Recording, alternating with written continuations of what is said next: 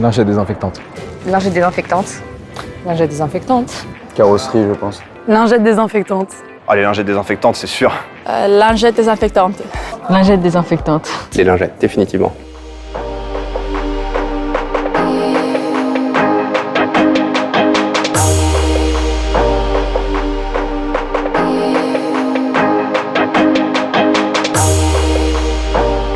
Merci Mathilde et Mathieu. Bonjour, je m'appelle Nicolas Darvaux-Garneau et je suis le Chief Evangelist à Google. Je travaille avec plusieurs des meilleurs annonceurs de Google à travers le monde. Et aujourd'hui, je souhaite partager avec vous ce qu'ils font pour maximiser leur profit dans l'ère du machine learning. Premièrement, leur KPI est de maximiser le profit. Comme exemple, je travaillais dernièrement avec un détaillant américain et leur KPI était d'avoir $6 de revenus pour chaque dollar investi sur Google. Ils ont testé l'idée de changer ce KPI pour un profit maximum et ils ont augmenté leur profit de 55%. Deuxièmement, ils ont un budget flexible. Durant le COVID, on a vu une très grande différence entre les détaillants qui avaient un budget fixe et ceux qui avaient un budget flexible. Et à cause de la demande qui changeait très souvent, ceux qui avaient un budget flexible ont pu vraiment suivre la demande du consommateur et maximiser les profits, tandis que ceux qui avaient un budget fixe ont pu couper très rapidement, mais quand la demande a rebondi, ont été très lents à suivre la demande et ont manqué beaucoup de profits. Troisièmement, ils partagent les meilleures données. La plupart des détaillants ne partagent seulement que les revenus en ligne avec Google, tandis que les meilleurs partagent les revenus en ligne, les revenus en magasin, les marges et même le Customer Lifetime Value. Et vous pouvez vous imaginer que ceux qui partagent ces données font beaucoup plus de profit. Comme exemple, j'ai travaillé avec un détaillant britannique. Ils ont commencé à partager les marges avec Google et ont doublé les profits de leur investissement sur Google. Alors, si j'avais un conseil à vous donner, ça serait de 1, utiliser tous les outils de machine learning, que ce soit le smart bidding sur Search ou le smart shopping. 2, de travailler votre équipe Google et votre chef financier très étroitement. Et 3, de maximiser les profits de votre investissement sur Google. Ce que je vous suggère, c'est de tester cette idée dans une petite ville en France. Et si ça fonctionne, étendez-la à travers la France.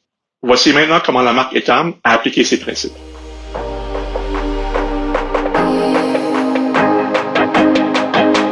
Merci Nicolas. Bonjour à toutes et à tous, je m'appelle Thibaut de la Gannerie, je suis en charge chez Google du secteur de la beauté et de la mode. J'ai le plaisir aujourd'hui d'accueillir Elia Hasson. Bonjour Elia. Bonjour Thibaut. Elia est directrice générale du groupe Etam, en charge du digital.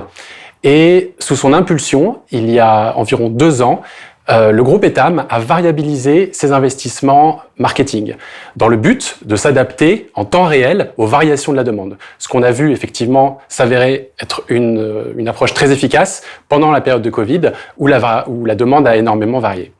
Elia, est-ce que tu peux nous en dire plus sur cette méthode et en quoi elle vous a permis de vous adapter au mieux à ces variations?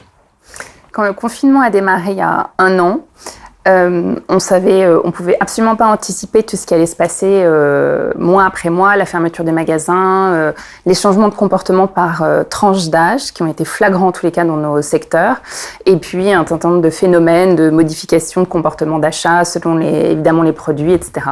Donc en fait, nous, on a accéléré et on a rendu encore plus important et majeur un mode de fonctionnement qu'on avait initié il y a 2 ans, qui fonctionne sur deux points de différenciation.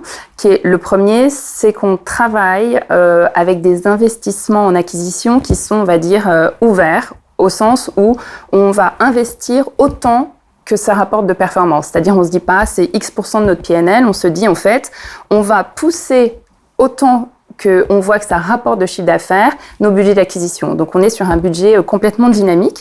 Donc, ça, c'est le premier point. Et le deuxième point, c'est que en même temps, en parallèle, pour que ça ait du sens et qu'on ne soit pas que à pousser du chiffre d'affaires et qu'on garde un PNL sécurisé, on va aussi travailler sur l'observation du ROI. Et ce qu'on voit, c'est qu'on a complètement déplafonné nos budgets d'acquisition. On a complètement réfléchi en se disant combien de chiffre d'affaires on peut aller capter, surtout dans une période d'urgence où il fallait rattraper le chiffre d'affaires du retail, tout en gardant un souci de performance. Et donc, en exemple, sur la période de confinement, ça nous a permis en chiffre d'affaires de faire plus 160% sur Etam, plus 90% sur Undies, sur le SIA, en chiffre d'affaires SIA hors marque, et tout en ayant un ROAS marque avec une performance additionnelle de plus 25%. Alors Elia, tu nous parles du pilotage pilotage à la marge. Est-ce que tu peux nous donner des exemples concrets de ce que vous faites pour affiner de plus en plus ce pilotage ? Je vais te donner 2 exemples. Le premier, c'est sur le choix du canal et le deuxième sur les choix des promotions qu'on laisse à nos clientes.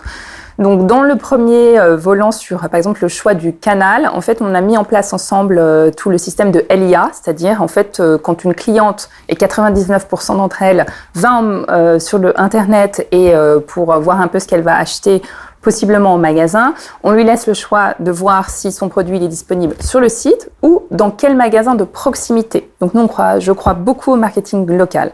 Premier sujet. Deuxième chose qu'on démarre en juillet, c'est que vous allez avoir accès à nos chiffres d'affaires vente magasin, ce qui va nous permettre de réellement mesurer, grâce à un certain nombre de trackers communs, l'impact de nos promotions et de nos affichages acquisitions online sur les ventes offline, ce qui est le Graal de tout retailer, donc le fameux effet repos qu'on va pouvoir mesurer.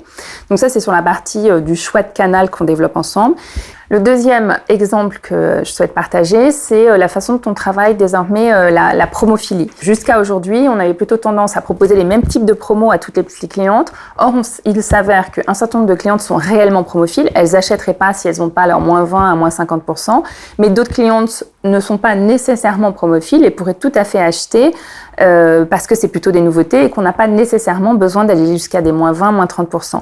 Donc, on a fait un énorme travail de clusterisation par rapport à la promophilie et ça permet d'avoir des réelles économies majeures et de s'adapter à ce que veulent nos clientes. Et c'est comme ça qu'on communiquera de plus en plus désormais sur les campagnes, entre autres Google.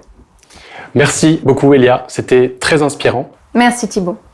Pour récapituler, je parlerai de budget ouvert, de pilotage à la marge et d'un travail de plus en plus fin sur la data qui vous permettra d'optimiser vos investissements marketing pour plus de profitabilité.